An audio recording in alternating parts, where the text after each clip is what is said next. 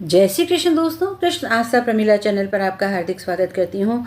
और आज हम बात करते हैं पुरुषोत्तम मास माहात्म्य 20वें अध्याय की। लेकिन उससे पहले श्री विष्णु सहस्त्र नाम स्तोत्र का पाठ कर लेते हैं।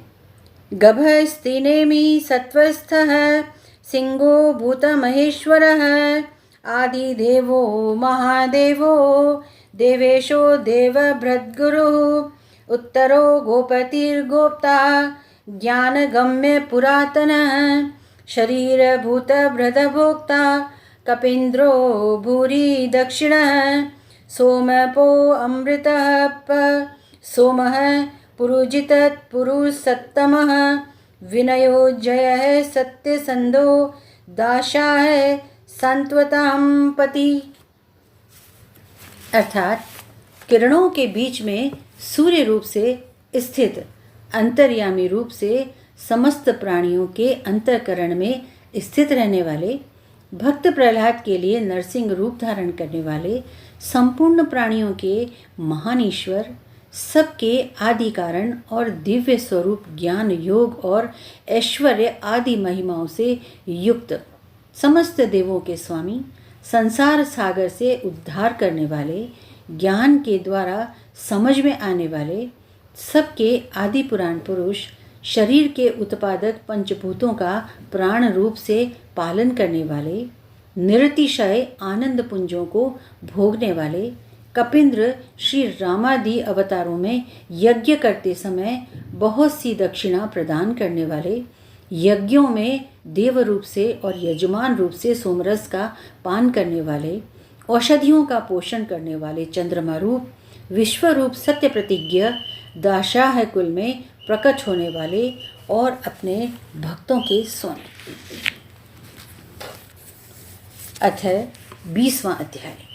सूत जी कहने लगे कि नारायण के मुख से दृढ़धन्वा के पूर्व जन्म के वृतांत को सुन करके नारद जी श्री नारायण को पूछने लगे, हे तपोनिधे, राजा दृढ़धन्वा फिर वाल्मीकि ऋषि को क्या कहने लगे, सो आप कृपा करके बताइए।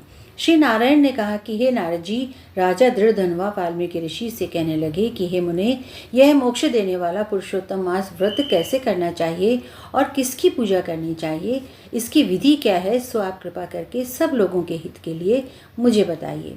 श्री वाल्मीकि बोले कि हे राजन, ब्रह्म मुहूर्त में उठ करके ईश्वर का चिंतन करते हुए अपने स्नान आदि नित्य कर्मों से निवृत्त हों और सूर्य का दर्शन न हो तब तक गायत्री जाप करता रहे और फिर सूर्य मंत्रों से सूर्य को अर्घ दें। गायत्री जाप आप सभी को मैं सोचती हूँ कि पता होगा, नहीं है तो चलिए एक बार बोल देती हूँ। ओम भूर्भुवस्वः तत्सवितुर्वरेण्यं भर्गो देवस्य धीमहि धियो यो न प्रचोदयात्। इसी मंत्र को याद करके और सूर्य के सामने बोलना चाहिए। उसके बाद में सायंकाल में अपने पैरों को तथा भूमि को नमस्कार करना चाहिए। भूमि को नमस्कार इसलिए करना चाहिए कि हम भूमि के ऊपर अपने पैर रखते हैं, तो भूमि का मंत्र अभी यहाँ पर मैं नहीं आपको दे पा रही हूँ क्योंकि वीडियो बड़ा हो जाएगा। मैंने इसी चैनल पर एक अध्याय से पहले भूमि के बारे में पूरा एक वीडियो डाला है, आप उसी में इसको देख पाएंगे। पृथ्वी के नाम से है वो, तो पृथ्वी के नाम हैं, उसी में मंत्र भी हैं, तो आप वो देखिएगा। भूमि को नमस्कार करें और फिर प्रार्थना करें। जो ब्राह्मण श्रद्धा से विधि पूर्वक संध्या करता है उसको तीनों लोकों में कुछ भी कठिन नहीं होता है।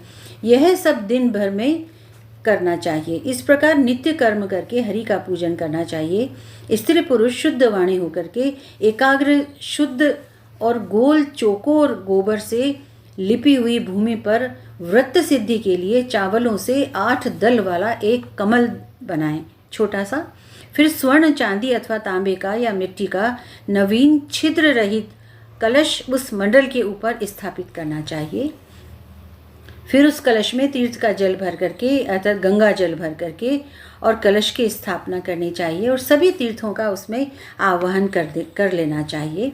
गंगा, गोदावरी, कावेरी, सरस्वती, मेरी शांति के लिए, पापों का नाश करने के लिए आप यहाँ पर विराजमान हो जाओ। फिर कलश के मंत्रों से गंध, अक्षत, नैवेद्य और ताजे पुष्पों से पूज करके कलश के ऊपर पीले वस्त्र से लपेटा हुआ तांबे का पात्र रख दें। फिर उस पात्र के ऊपर राधा कृष्ण की मूर्ति स्थापित करें। तत्पश्चात भक्ति युक्त होकर के और पूजन करें।